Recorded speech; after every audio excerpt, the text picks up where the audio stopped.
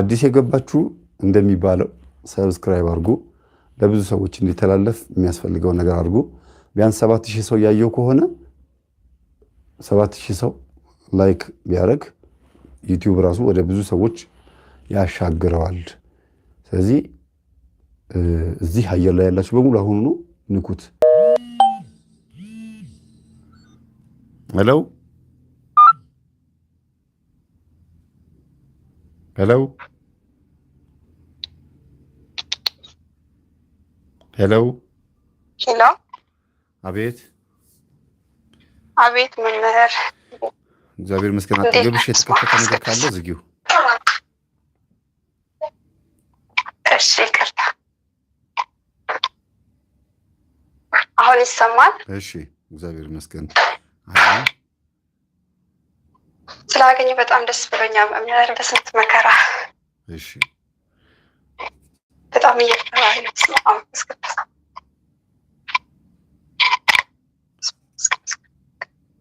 እሺ መምህር፣ እኔ ያው ህልም ነበር ልነግርህ የፈለኩት። እሺ አጠገብሽ የሚንቆጫቆጭ ነገር አለ። ስፒከሩ አጠገብ የሚንቋቋ ነገር አለ። ኤልፎን ላይ አድርጌ ነው ልንቀላው። ብትነቂው ጥሩ ነው። ሄሎ። እሺ አሁን ይሰማል? እሺ መምህር፣ በብዛት እኔ ህልም ማየው ራቆቴ ሆኜ ነው። በሰዎች መሀል ሆኜ ወይም የውስጥ ልብስ እንደዚህ ለብሼ ወይም ደግሞ የተቀዳደደ ልብስ ለብሼ ነው በሰዎች መሀል የምታየው። ከዚህ 3 ጊዜ እንዲተደጋጋሚ አይቻለው ማለት ነው። እና ሰዎቹ አብዳለች እያሉ በቃ ሰው ከንፈራቸውን እየመጠጡብኝ ነው የሚያልፉት ማለት ነው። አብዳለች ይሉሽ በህልም ነው አይደለ? አዎ አዎ። በህልም አብዳለች እያሉ ወይን አበደች ምናምን። አዎ ወይን አበደች እቺ ልጅ ምናምን እያሉ ከንፈራቸው እያማጠጡ ይሄዱብኛል ማለት ነው። ማንም ሰው አይጠጋኝም። የምታውቂያቸው ሰዎች ናቸው? አላውቃቸውም። እሺ ይሄን ብቻ ነው ያየሽው? ሌላ ህልም ሳይሆን ህልሙ ኖ ህልሙ ራሱ እዚህ ህልም ውስጥ ይሄን ብቻ ነው ወይ የምታስታውሹ? አዎ በሌላ ቀን ደግሞ እንደዚህ ራቆቴ ሆኜ ግን የሆነ አይደለም። እዚህ ህልም ውስጥ ሰዎች ሲስቁብሽ ብቻ ነው ወይ ያየሽው? ሌላ ነገር ራስሽ ላይ ያየሽው የታዘብሽው ነገር አለ ወይ? ምንም። እኔ ራሱ ዝም ብዬ እንደዚህ ዞር አለሁኝ። ምን አይነት ልብስ የለበስሽው? ማለት ከውስጥ ብቻ ፓንትነት ማሸ ነው እየለበስኩኝ ማለት ነው። ሌላ አልለበስኩኝም። እና ሰዎቹ አበደች እያሉ እየሳቁብኝ ከንፈራቸው እያማጠጡ ነው የሚያልፉኝ እንጂ ማንም ሰው የሚጠጋኝ ሰው የለም። አዎ ምናልባት እንግዲህ በእውን በትክክለኛው ህይወትሽ ሰዎች አውቀውብኝ ይሆን ይሄ ነገር ተሰምቶብኝ ይሆን እንዴ ብለሽ የምታስቢው አንድ የሆነ ገበና ይኖርሻል። የቤተሰብ የራስሽ ጉዳይ፣ የትዳር፣ የፍቅረኛ ወይ ደግሞ የሆነ ጉዳይ ባልታወቀብኝ ይሄ ነገር ባላዩብኝ ብለሽ ከተሰማኮ ከታወቀኮ ውዴ ነው በቃ ማበዴ ነው ብለሽ የምታስቢው ነገር ይኖራል። እና በገሃዱ ዓለም ሰዎች እንዲያውቁብሽ የማትፈልጊው አንድ ጉዳይ አለ። ስለዚህ ሰዎች ሰምተውታል ብለሽ የደመደምሻቸውን መፍትሄ የሚያስፈልገውን ነገር ቶሎ ብለሽ ወደ መፍትሄ እንድትሄጅበት አንዱ። ሌላው እርቃን መሆን ማለት በህይወትሽ ላይ የጎደለ ነገር አለ። ሰዎች በፊት ለፊት የሚያዩት የሚያውቁት በአንቺ ላይ የተከናወነ ነገር አለ። ኔትወርክ ሄሎ ሄሎ፣ እየሰማሽኝ ነው?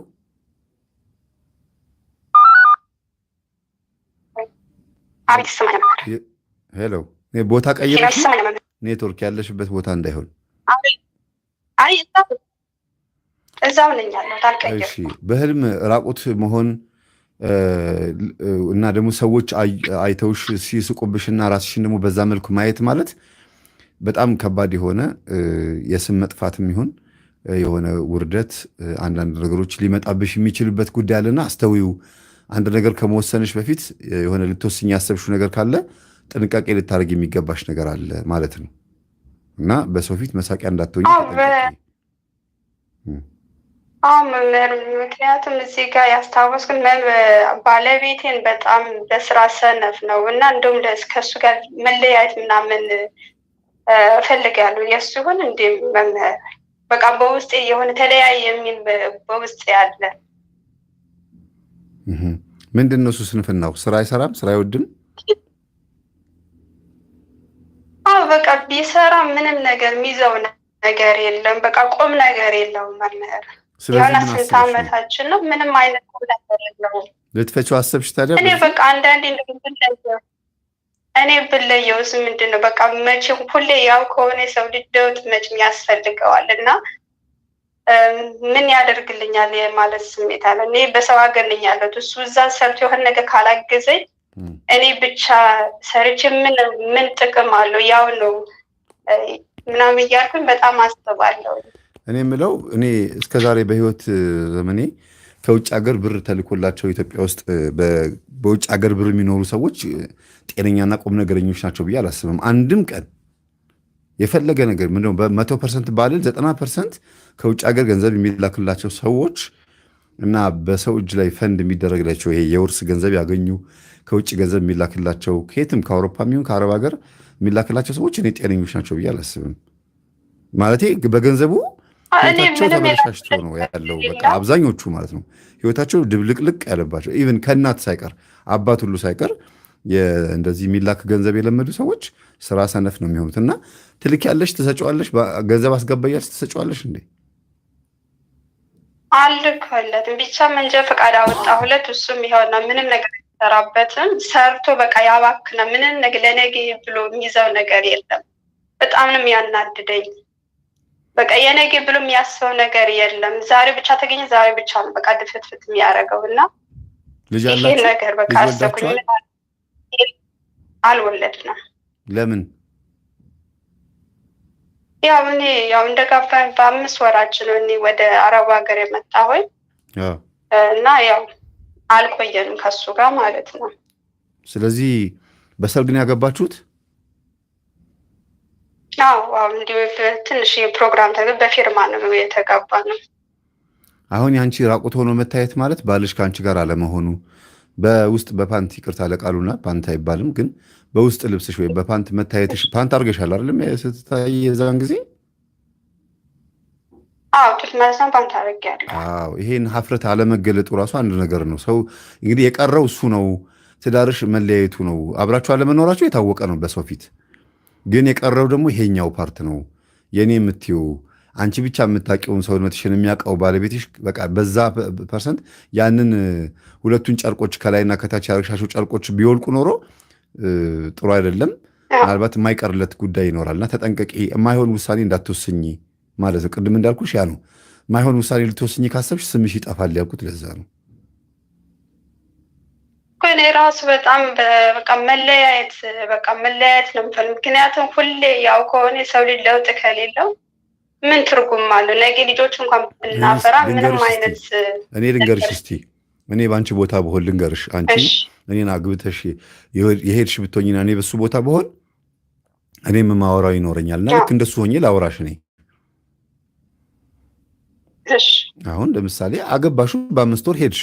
ይሄ ሰው ምንድን ነው ዕጣ ክፍሉ? ዕጣ ፈንታው ምንድን ነው? እስቲ አስቢው። ባል ነው፣ ወንድ ነው፣ ከሚስቱ ጋር መኖር ይፈልጋል። እዚህ ሆነሽ ጉሊትም ቸርችረሽ ቲማቲምም ሽንኩርትም ሸጠሽ ልትኖሪ ትችይ ነበረ። እሺ 1 ዓመት 2 ዓመት ስሪ። ያንን ያፈስሻትን ይዘሽ መተሽ ደግሞ የተወሰነ ሱቅ መንገዳገር ትችይ ነበረ። ይሄ ሰው ምንድን ነው አንቺ በሌለሽበት ውስጥ ሊያደርግ የሚችለው? እንደ ዓለማዊ ስታስቢ፣ እንደ መንፈሳዊ አይደለም፣ እንደ ዓለማዊ ምንድን ነው ማድረግ ያለበት? እንዴት ነው ማይለወጥ ስትይ? አንድ ሰው እኮ ወኔ ያስፈልገው። አግብቻለሁ ካለ ካጠገቡ በርታ፣ አይዞህ፣ ይሄ ነገር እንደዚህ ቢሆን እንትን ብንገዛ ምናምን ሲባል ነው ገንዘቡን ለዚህ ያስቀምጠዋለሁ የሚለው። አጠገቡ የለሽ ለምን ላስቀምጠው ይላል። ምን ልስራበት ብሎ ያስባል። በዛ ላይ እንደ አንቺ አይነት ጭንቅላት አይደለም ያለው። አንቺም ደግሞ እንደሱ አይነት ጭንቅላት አይደለም ያለሽ። አንቺ የራስሽ ነው፣ እሱ የራሱ ነው። በራሱ መንገድ ሰነፍ ሆኖ አንቺ በራስሽ መንገድ ጎበዝ ስለሆንሽ እንደኔ ካላሰበ ሰው አይደለም ብሎ ማሰብ ጥሩ አይደለም። ሰው በህልም ምንድን ነው የሚባላል? ጆሮ በህልም ማየት፣ በተለይ ጆሮ ደምቶ ወይ ጆሮ ቆስሎ ፍም ሆኖ ግሎ ከታየ ምንድነው ይባላል? እኔ የምለውን ብቻ ስሙ፣ እኔ የምለውን ብቻ አዳምጡ፣ ሰዎች እኔ ሊሰሙኝ ይገባል፣ እኔ ያልኩት ካልሆነ ማለት ነው ይባላል ትርጉሙ። እና ከምን አንጻር ነው ይሄን የምነግርሽ? በብዛት አንቺ የምትይው ነገር እንዲያረግ ገንዘብ አጠራቅም ስትዩ እሺ እንዲልሽ አረብ ሀገር ሄደሽ በመስራትሽ የተለየ አንድ የሆነ ከሱ ከፍ ያለ የተሻለ ገንዘብ እንደምታመጪ አስበሽ እሱን ስታዡ እሺ እንዲልሽ፣ እሱን ግን ለማዳመጫ ጊዜ እንደሌለሽ ነው የምረዳውን። ያሁን ወቀሳ ነው፣ እየወቀስኩሽ ነው ያለሁት። ባለትዳር ነሽ፣ አግብተሻል። ቢያንስ ልጅ እንኳን ቢኖረው ገንዘቡን አያጠፋም። ሱሪ ይገዛበታል፣ ትምህርት ቤት ደብተር ምናምን መመዝገቢያ የተለያየ ነገር ለመግዛት እንኳን ገንዘብ ያጠራቅም ነበር። ይሄ ልጅ ምንም ነገር የለውም። አንቺ እንኳን የለሽ ማጠገቡ። ስለምን አስበው ገንዘብ ያጠራቅም? እንደ ዓለማዊ ሰው ስታስቢው። እና ይሄ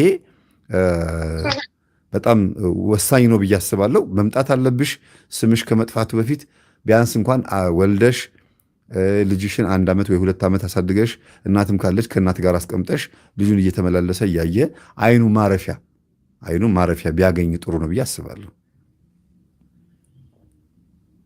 እሺ መምህር አመሰግናለሁ። ሌላ ልንገርህ መምህር።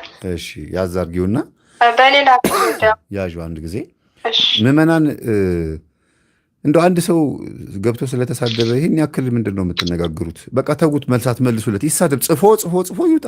እንደባለፈው ወይ ከመስመር እናስወጠዋለን። እኔ ያን ለማድረጊያ ጊዜ ስለሌለኝ ነው፣ ማስወጫ ጊዜ ስለሌለኝ ነው እንጂ እናስወጠዋለን። ተዉት። እናንተ አትመልሱ፣ ዝም ብላችሁ አዳምጡ።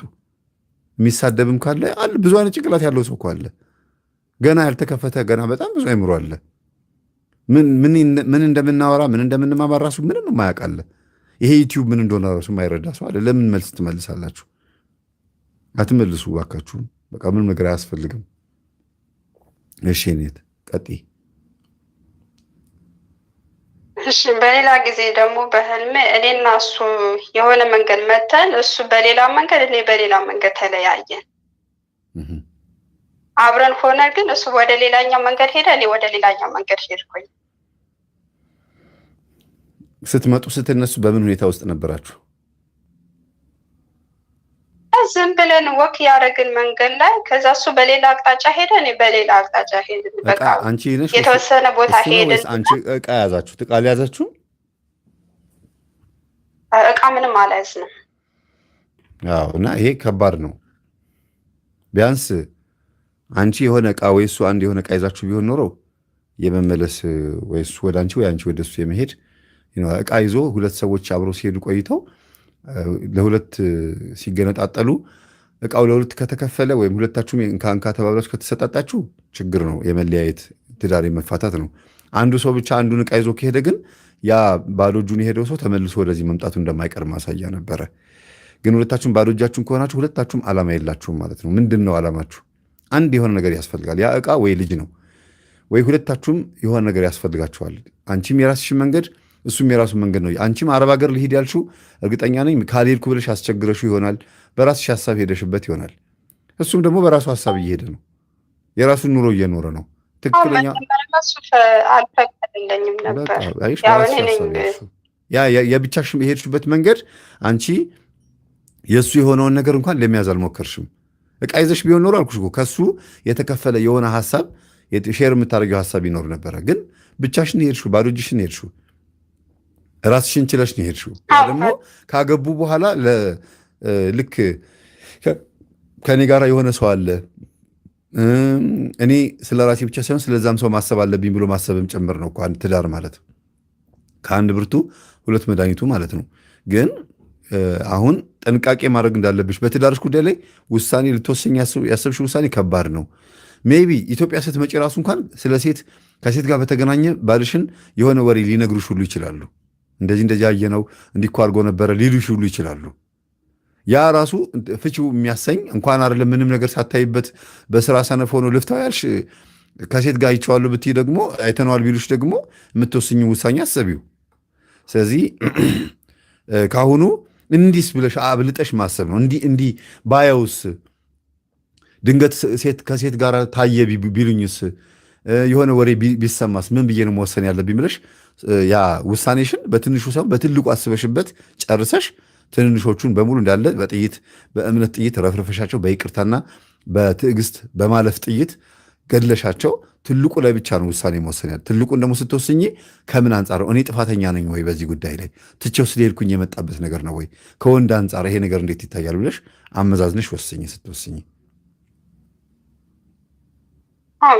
ቤተሰቦችም ራሱ ፈቃደኛ አይደሉም። ምክንያቱም ሁሌ ያው ከሆነ ምንድን ነው አንቺ ምናምን በጣም ብዙ ሰዎች በቃ እሱ እንድለየው ነው ሁሉም ሰው የሚመክረኝ። እሱ ዝም ብሎ እዛና እዚህ እየዞረ በቃ ሁሉም ሰው የሚለኝ የስራ ሰነው አላማ የለውም፣ ቋሚ አይደለም።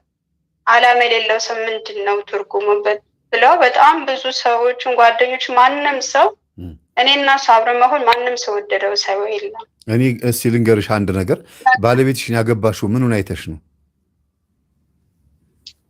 እኔ በቃ ዝም ብዬ ድሃ ስለሆነ እኔም ድሃ ነኝ አንተም ድሃ ነህ ሰርተን እንለወጣለን ብለን አብረን ይሆን ነው እንጂ ምንም ኖሮት ሳይሆን በቃ አንተ ምንም የለም እኔ ምንም የለኝም ነገ ሰርተን ግን ሰው እንሆናለን በማለት ነው አብረን ይሆን ነው። ስለዚህ ሁለታችሁም ምንም ሳይኖራችሁ ስለሆነ የተገናኛችሁት አሁን በተቻለሽ መጠን ትመጭና ይሄ ተስፋ የቆረጠው ማንነቱን የስራ ሞራሉ የጠፋበትን ሰው ካጠገቡ ሆነሽ ይሄን ብታረግ ብትዩ እርግጠኛ ነኝ ይሄ እኮ ያንተ ልጅ ነው ቢባል አይኑን በአይኑ ቢያይ ልጅ ቢያገኝ ቁም ነገረኛ ይሆናል ብዬ አስባለሁ። ሲሪየስ ይሆናል ብዬ አስባለሁ። ብዙ ጊዜ ወንዶች ልጅ እንዳላቸው ሲያውቁ ሀሳባቸው ለሁለት ይከፈላል። ዝም ብሎ እንትን ይነዳ የነበረ ወንድ ብዙ ጊዜ ልጅ ሲወልድ ነው የሚስተካከለው። ይህን ባህሪ ስላወቁ መሰለኝ አንዳንድ ሴቶች አረገዝኩ ብለው የሚናገሩት ወይም ደግሞ ማርገዛቸውን ድንገት እንደ ወንድ እንደ ትዳር እንደ ማጥመጃም የሚጠቀሙት። ወንድ ምናልባት እንግዲህ ልጅ የሚወድ ከሆነ በተለይ የበለጠ ቶሎ የማሰብ እድሉ ይኖረዋል ብዬ አስባለሁ። እና አንቺም ጥፋተኛ ነሽ በዚህ ልጅ ኬርለስ መሆን በስራ ወይም ደግሞ ሰዎች እንደሚያዩት ይሄ ምን ይጠቅማል አሉሽ። እንግዲህ ሀብት ያለው ገንዘብ ያለው መኪና ያለው ቢሆን ደግሞ የሚጠቅም ሰው ነው ብሎ ነው የሚያስቡት። የዓለም ዳኝነት ይሄ ነው። ንጉሥ ዳዊትን እኮ ለንግስና የመረጠው አልነበረም፣ ወንድሞቹ ነበር የታጩት። ይሄኔ ሲያምር ሰውነቱ፣ ይሄኛው ደግሞ መልኩ ሲያምር፣ ይሄ ደግሞ ሰውነቱ ጡንቻው ሲያምር ብሎ ነቢዩ ሳሙኤልም በዛ ቦታ ላይ ያሉ ሰዎችም በሙሉ ወንድሞቹን ነበር የመረጡት። ግን እግዚአብሔር አልመረጣቸውም። ሌላ ልጅ አለ ሆይ ሲባል አዎ አንድ ልጅ አለ፣ ግን ትንሽ ልጅ ነው፣ እረኛ ነው ተባለ። እስቲ አምጣው ሲባል ሲመጣ ገና ነቢዩ ሳሙኤል እጅ ላይ ያለው የዘይት ተንተከተከ ነው የሚለው፣ ፈላ ነው የሚለው። እና በስጋ የተናቁ በውስጣቸው ግን መልካም የሆኑ ሰዎች አሉ። ቤተሰቦችሽ የጠሉት ወይም ደግሞ እንደው ቢረዳቸው አሁን ይጠሉታል። በገንዘብ ቢረዳቸው ቁም ነገር የለውም። አየሽ፣ እንደዛ ነው። አንቺ የወደድሽው ከነድህነቱ ከሆነ ሰዎች ከነድህነቱ ሊያከብሩት የሚገባ ማንነት ስብዕና እንዲኖረው ማስደረግ የምትችው አንቺም ጭምር ነሽ። አንቺ ሀብት እያለው አውቀሽው ወይም ደግሞ ገንዘብ ሀብት ንብረት እያለው አውቀሹ ዛሬ አንቺ አረብ ሀገር ከመጣሽ በኋላ ደክርቶ ወይም ድሃ ሆኖ ቢሆን ኖሮ አዎ ልክ ነሽ፣ ይሄ ሰው መቼም ቢሆን አይሻሻልም፣ ጨራሽ ወረደ ልትይ ትችያለሽ። አሁን እኮ በነበረበት ሌቭል ነው ያለው ይሄ ሰው። አገባ ትዳር የሚባለው ስምና ፎቶ ነው የቀረው ይሄ ሰው። አንቺ አጠገቡ የለሽም። ስለዚህ ወስኝ፣ አስቢበት። ስምሽ እንዳይጠፋ ጥንቃቄ አድርጊ። እርቃን መሆን በህልም ማየት ስም መጥፋት ማለት ነው በምትወስኝ ውሳኔ። ወይም ደግሞ አሁን ልጁ ባለቤትሽ በሚታይበት ሁኔታ ስሙ ጠፍቷልና ወይም ስምሽ ጠፍቷልና እሱም ለብቻው አንቺም ለብቻ ሆነሽ እርቃናችሁን ሆናችሁ እንደ እርቃን ነው የሚቆጠረው። ባይዘው አብሮ ተጋብቶ አብሮ አለመኖር በዓለማዊም ሆነ በመንፈሳዊ አስተያየት ቢያንስ ዓላማ ያለው ልዩነት ከሆነ ችግር የለውም፣ ሁለቱም ታማኝ ከሆኑ። ከዛ ውጭ ግን ይህን ጥንቃቄ ልታደርጊበት ይገባል ብዬ አስባለሁ። እሺ፣ አመሰግናለሁ። ሰላም ሁኚ። አመሰግናለሁ። ሌላ ደግሞ በብዛት ሌላም ነበር አበል ልጨምርልህ። እሺ፣ አጠራጊው ብዙ ሰዎች መግባት አለባቸው። ሁሉንም ህልምማ በሌላ ጊዜ ደግሞ በቃ እርጉዝ ሆኜ የሆነ እቃ ተሸክሜ ነው ማየው። በተደጋጋሚ ይሄን ነገር አያለው። አንዳንዴ ደግሞ ስወልድ ነው ማየው በህልሜ እና ደግሞ ሌላው ደግሞ ምግብ እየበላሁ አያለሁኝ። ምግብ እየበላሁ አንድ ላይ ነው። ከማን ጋር? በብዛት ምግብ እየበላሁ ብቻዬን ምግብ እየበላሁኝ አያለው። በሌላ ጊዜ ደግሞ እርጉዝ ሆኜ ዕቃ ተሸክሜ እየወለድኩ ራሷ ያለውኝ ቅድም የተናገርኩት ነው። እርጉዝ መሆን በሀሳብ መብሰልሰል ነው። በህልም እርጉዝ ሆኖ ማየት ማለት ውስጥሽ አንድ የሆነ ያመቅሹ ለሰው ማትናገሪ ወይም መናገር የሚገባሽ ግን ያላወጣሽው ሀሳብ አለ። ሊያወልድሽ የሚገባ ቀኑን ጠብቆ የሚመጣ ነገር ነው እርግዝና ማየት። ስትወልጂ ካየሽ ደግሞ ሀሳብሽን ልትገላገዩ ነው። የሆነ ቁርጥ ውሳኔ ሊወሰንልሽ ነው። የሆነ ፍርድ ሊበየንልሽ ነው። የሆነ ጭንቀትሽን ልትገላገይ ነው። ግን አውጩ ማለት ነው። አውጩ እርዳታ። መቼም የምትወልድ ሴት ሰው ያስፈልጋታል አይደለም? እንደዛ ነው። መብላት በህልም ተቃራኒ ነው። መብላት በህልም ተቃራኒ ነው። ብዙ ጊዜ ምግብን ሲበሉ ማየት ማለት የሆነ የተራብሽበት ጉዳይ አለና መጽሐፍ ይሁን ጸሎት ይሁን ከእግዚአብሔር በረከት ረድኤት ይሁን አይታወቅም። አንድ የተራብሽበት ጉዳይ አለ፣ አስቢበት ማለት ነው።